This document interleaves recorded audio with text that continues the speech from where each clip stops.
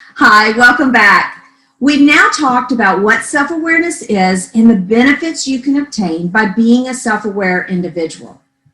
But how do you know if you are a self-aware person? Studies have shown us that 90% of us think that we're self-aware, while in reality, only 10 to 15% of us truly are. So we're going to spend this time looking at 10 signs that you might lack self-awareness.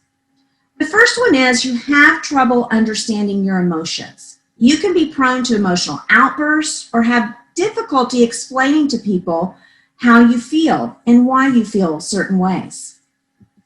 Do you tend to shut people down when they question your beliefs or argue against you? How about making excuses for your failures? Do you tend to praise yourself when things go well and take credit for that?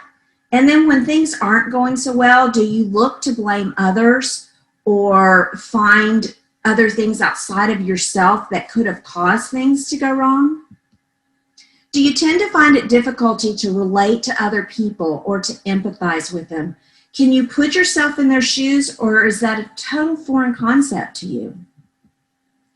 Do you have trouble understanding and or explaining the reasons for your actions, why you reacted the way you did, why your actions were the way that they were? What about suppressing your emotions? Do you tend to, when things happen, you want to kind of squish your emotions and put them down and kind of keep them close? Or are you free to really talk about what those emotions actually are? Do you have a hard time making realistic goals? Are you honest about what you need to accomplish those goals? Can you list obstacles to achieving your goals?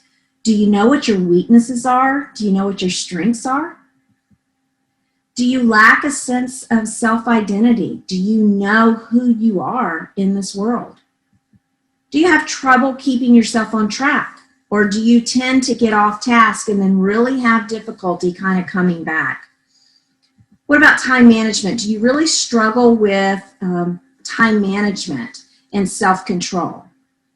Those are the 10 areas where you really know that you're having difficulty with self-awareness.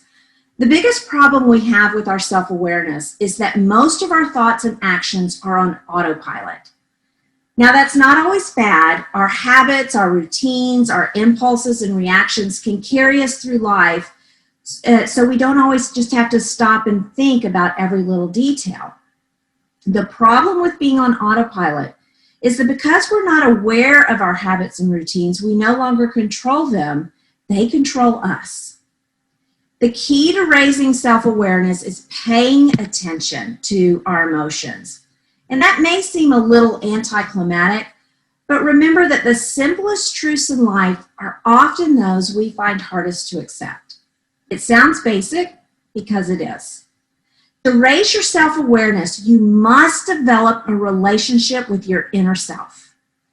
And as with any healthy relationship, it involves time, hard work, and focused attention.